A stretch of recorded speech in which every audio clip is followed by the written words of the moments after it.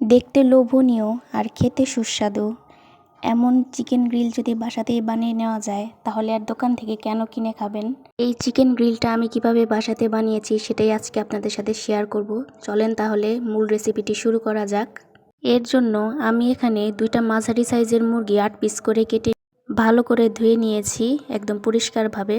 এবার একটা একটা করে পিস কাঁটা চামচের সাহায্যে এভাবে একটু ছিদ্র করে দিব, যাতে মেরিনেশনের সময় মশলাটা ভালো করে ঢুকে। ছিদ্র করা হয়ে গেলে একটা ছুরির সাহায্যে এভাবে চিড়ে দিব, একদম হাড় পর্যন্ত যাতে পৌঁছায় সেভাবে ভালো করে চিড়ে দিব। কারণ মেরিনেট করার সময় যদি মশলাটা ভালো করে না ঢোকে তাহলে কিন্তু খেতে তেমন মজা হবে না, সেজন্য আমি ভালো করে এভাবে চিড়ে দিচ্ছি। এবার মশলা রেডি করার পালা। এখানে বেশ কিছুটা পরিমাণ টক দই আমি ফেটিয়ে নিয়েছি। এবার এরকম মিনি প্যাকেট 4টা সস আমি এখানে দিয়ে দিব। এখন প্রায় 3 টেবিল চামচের মতন গরম মশলার গুঁড়া দিয়ে দিলাম। লাল মরিচের গুঁড়ো দিয়ে দিব 4 টেবিল চামচ, ধনিয়া গুঁড়ো দিব 3 টেবিল চামচ এবং হলুদ দিব 2 টেবিল চামচ, আর লবণ দেব স্বাদ মতো, লবণটা অবশ্যই বুঝে দেবেন। আদা রসুন বাটা দেব 3 টেবিল চামচ। এরপর একটি মাঝারি সাইজের লেবু কেটে পুরোটা রসে কিন্তু দিয়ে দিব। সয়া সস দিয়ে দিলাম 2 টেবিল চামচ। কালার সুন্দর আসার জন্য সামান্য ফুড কালারিতে দিয়ে দিলাম। এখন কিছুটা পরিমাণ সরিষার তেল দিয়ে হাত দিয়ে মশলাটাকে ভালো করে মেখে নিব। চামচের থেকে কিন্তু হাত দিয়ে মাখাটাই বেটার। এমনভাবে মাখতে হবে যাতে কোথাও দলা পাকিয়ে না থাকে। এই তো দেখেন মাখানো হয়ে গেছে। মাংসের পিসগুলোকে এখন একটা একটা করে দিয়ে ভালো করে মাখিয়ে নিব।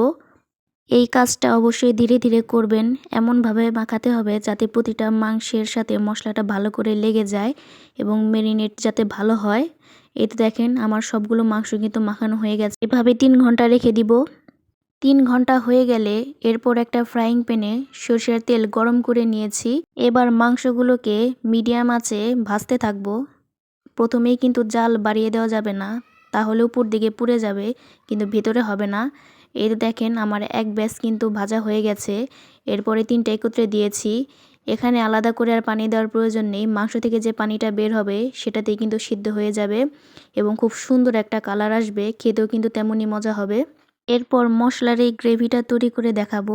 মাংসের সাথে যে মশলাগুলো বেঁচে গিয়েছিল তার সাথে সামান্য পানি মিক্স করে কড়াইতে যে তেলটা ছিল সেখানে ভালো করে কষিয়ে নিব। এই তো দেখেন কষিয়ে কিন্তু খুব ঘন একটা গ্রেভি তৈরি হয়েছে। এটাকে এবার এই চিকেন গ্রিলগুলোর উপরে ভালো করে ছড়িয়ে দিয়ে পরিবেশন করলাম। এবার নান রুটি দিয়ে খাওয়ার পালা। এই তো সেই গ্রিলটা আবার একটু চিকেনের উপর দিয়ে দিলাম। নান রুটিটাও কিন্তু বাসাতেই বানানো, আর তার সাথে এই রায়তার রেসিপিটাও কিন্তু আমি বাসাতেই বানিয়েছি। পরবর্তীতে আপনাদের সাথে নান রুটি এবং এই রায়তার রেসিপিটা শেয়ার করব ইনশাল্লাহ।